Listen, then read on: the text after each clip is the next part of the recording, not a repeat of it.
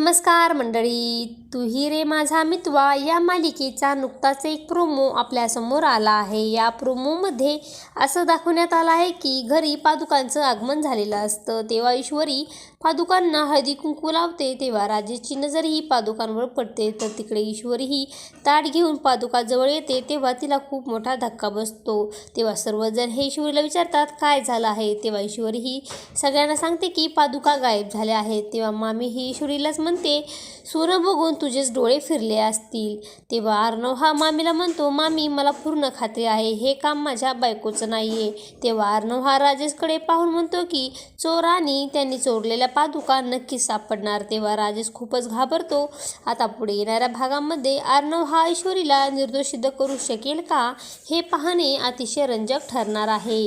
तू ही रे माझा मितवा या मालिकेचे सर्व अपडेट पाहण्यासाठी आपल्या चॅनलला लाईक करा, शेअर करा आणि सबस्क्राईब करायला विसरू नका। धन्यवाद।